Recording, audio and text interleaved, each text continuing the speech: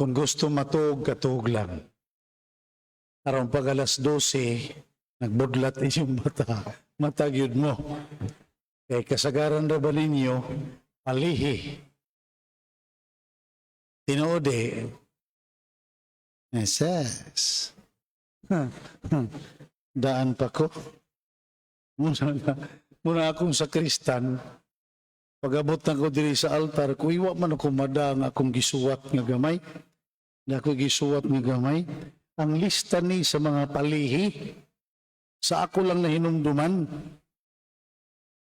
Kaya nga itong pagtuo, pagsugat nato sa bagong nga tuig, gitawag na itong bagong tuig. Naunta, bagong adlaw na, kay pag January 2, January 3, di naman New Year. Di ba? Nambot, maglibog ko. Pero sugod ko pagagamay hantod pagtiguang na nako karon, tawag na to bagong tuig, ni sunod na lampog ko bagong tuig. Di ba? Ngayon na ito nga, daghan kitag mga palihi, daghan kitag pamahiin, daghan kitag patuo-tuo, aron daw, ha? Aron daw, mas maayo ang umaabot nga tuig.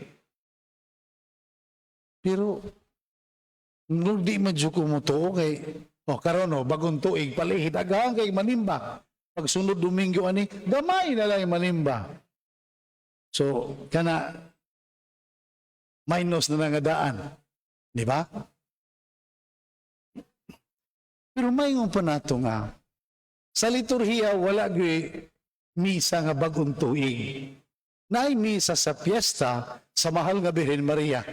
Ang January 1, ang Enero 1, the motherhood of Mary is the mother of God. Siyang inahan sa anak sa Dios. Muna gitawag Theotokos, the bearer of God.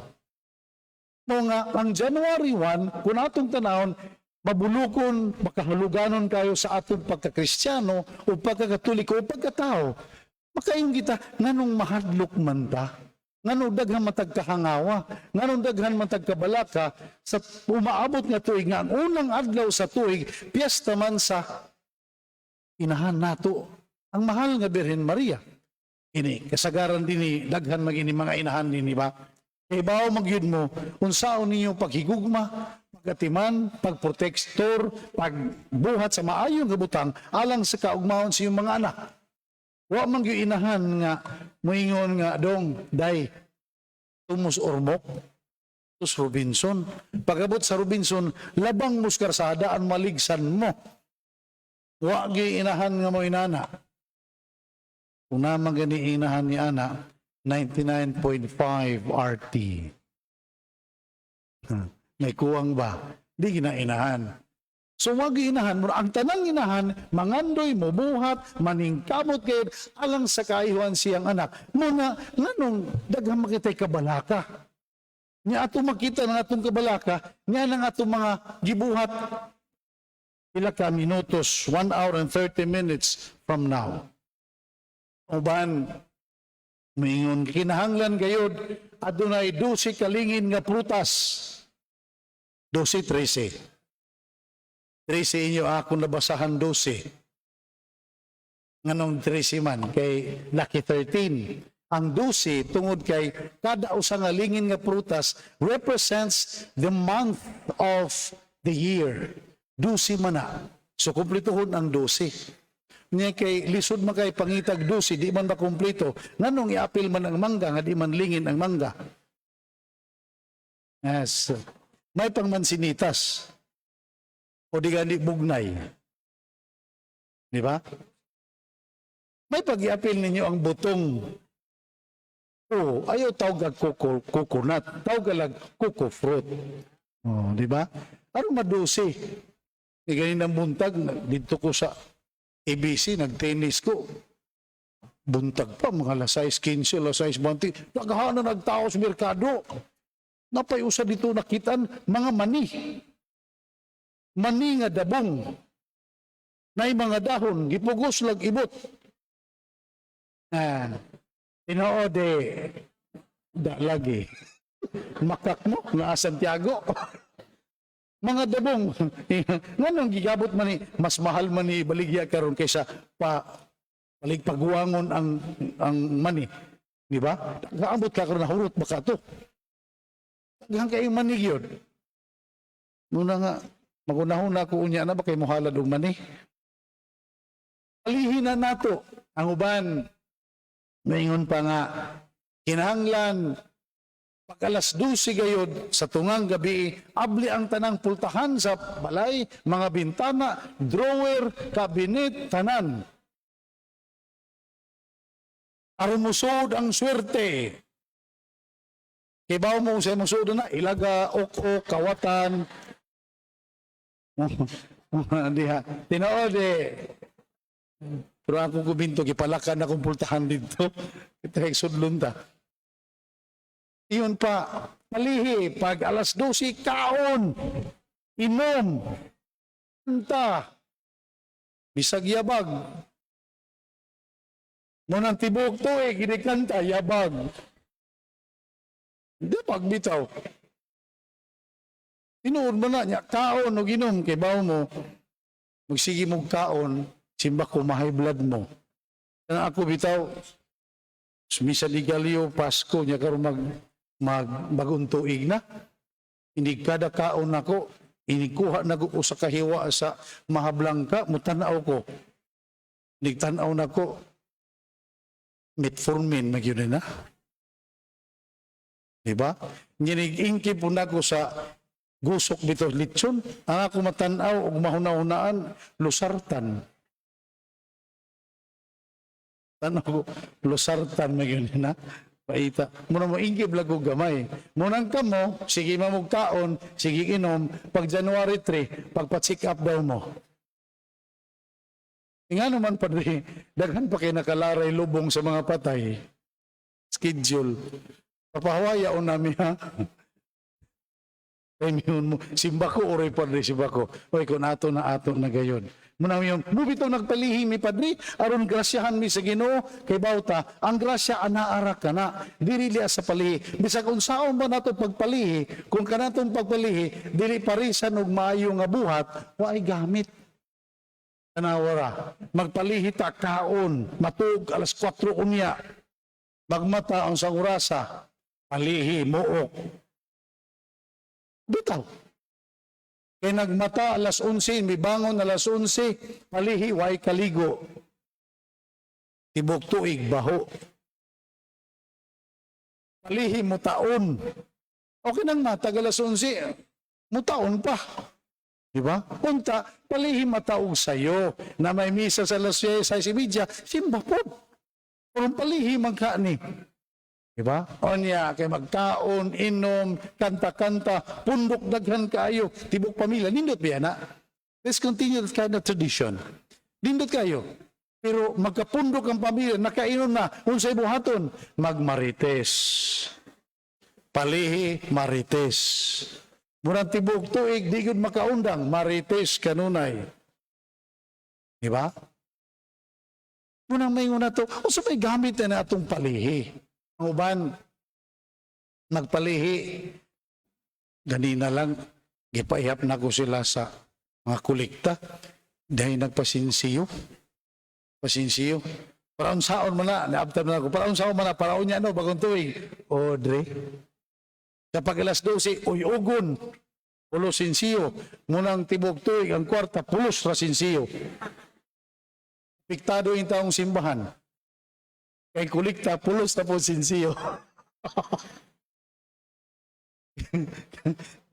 Ganina bitaw, sige ko, pagkabot ko sa altar, pag kantas Gloria, maritis mo sa tagamay po. Tanatan ako, nabay nakapulkadat, nabay naka-dated, di nakaayo uso, di nakaayo uso. Kaya nga naman, nahadlok naman, kaya ka nang lingin-lingin, tagpisuro man na. Unta, pausuhon po nato atong design sa mga blouse, sa sinina, t-shirt, polo, rectangle. Magpakita sa kwarta ka rectangle. Di gani, papilti na lang polymer inyong mga sinina. Yan mo na lang ihong kolekta. Tag 1,000. Palihi po ba? Huwag yun, maningog. Buti pa sabot bigyan mo soon, hug 1,000. Piso ra gadyon. Bitaw, pingo na to, kini nga tanan, ato naman ning namatan. Kami nga kaparian, kami na sa simbahan, di man may nga pugos nga ayaw tug buhata. Dautan ka na, wala. We leave everything to your own discretion what to do. Iyon pa, na may kaugaling nga panghuna-huna. You can think and decipher everything kung sa angay buhaton. Pero kami nga kapatid, mutudlo lang sa maayo. Wa mi mutudlo nga magpalihilihi. Ang ato lang tanawon, ang unang adlaw sa tuig, January 1, piyesta sa mahal nga Birhen Maria, inahan sa Dios. O atong tanawon, inahan sa Dios. Ikaduha, inahan usab natong tanan. O walay inahan nga mutugot nga ngadto sa kaalautan ang iyang anak. Ikatulo, ang mahal nga Birhen Maria modelo natong tanan. O ang pinakamaayo nga hiyas nga atong makita nga pwede nato sundon ay ang pagsalig nga dako ngadto sa Dios. Bisan pa kung wala siya mahibaw, unsay mahitabo siyang kinabuhi, sa diyang nitando siya nga mahimong inahan sa anak sa Dios, bidawat siya. Iyang gitanduan. Sulugoon ako sa Dios, matuman o tangarikan ako, sumala sa imong pulong. Pero kita, murag minus gud atong pagsalig sa Dios. Kaya naman, aron, mayon pa nila, aron daw pag-abog, pag-iway sa mga dautan, magpabuto. Di ba? Ang problema ra ba, ang maiway o maabog, ang abugon sa pabuto, kaming mga tiguang. So kitang mga tiguang, dautan day taan eh. Imahadlok mo tagbuto, inig buto bitaw. Pero inyong mga apo, mukhi mo dagkot eh. Di ba? Mukhi mo dagkot. Pero kitang mga tiguang, makurat na ta. Imbis na tuog na ta, guwang na yun. Di ba? Suluoy kayo. Dili man na ingon nga pagpaabog sa mga dautan, dili man na atong kultura. Nagsundog-sundog na ta. It's a Chinese kind of tradition. So ako mga ito pagka-insik yung magbudag ko ang tagmata. Except for some, ha? Except for some. Pero may nato nga, ang pagpaabog, pagpaiway sa mga dautan, pagampo. Pagampo. Nothing else. Murag yun, pagampo. Ngadto sa mahal nga Birhen Maria, nga ang tanan nga umaabot tuig 2023, maayo alang ka natong tanan. But in the past, there have been a lot, countless opportunities. Pero wala nato buhata. Wala nato tarunga atong kinabuhi. Munang uban, i-appeal pa sa atong palihi kanang gitawag natong New Year's resolution. Huwag gamit. Kaya New Year's resolution, kutubra sa January 1. Pag January 4, wala na. Tapos ang tanan. Mingon ako nga, modelo ang mahal nga Birhen Maria, kay angay natong sundon. Napay atong patuo-tuo nga. Kinahanglan pag alas 12 gayod, mukaon tag mga pilit nga mga pagkaon. Apila na lagkaon ng rugby. Kaya pilit kayo na. Munang mukaon tag tikoy, di ba? Kaon taog biko, o kaon tag budbud. Muna kay pilit. Nga naman. So we will stick together as one family in all our relationships. Muna atong pagtuo. Pero saan pa nato pagka-stick, well-bonded, kung na may usa nato nga marites. Intrigira, bungkag lang gihapon. Di ba? Muna nga, eat daw, sticky food. Sticky food. Kung saan mo na to, adlaw ta, pizza 1 ka og biko, pizza 2 ka og biko, pizza 3 biko, pagka-3, sige latag kaon, inigpilit nga pagkaon. Dili man diha sa pagkaon, kundi mismo sa buhat sa tao, kinaiya sa tao. Mga mismo, dili diha sa palihi, kundi mismo sa buhat sa tao. Tistinga daw og palihi lang pilmi. Tapos di ka mo trabaho, di ba magniwang ka? Di ba wakay kapalit bugas? Di ka mo trabaho. Tistingi daw, sige lang palihi, pero dili jud ka mo trabaho, wa jud kay buhaton. Ang imong mahimo, musapyot ka na imong lubot. So, makikaunon. Di ba? Muna nga, dili pagsugod sa bagong tuig nga, we have a lot of worries in life nga unta, dili man ta na angay.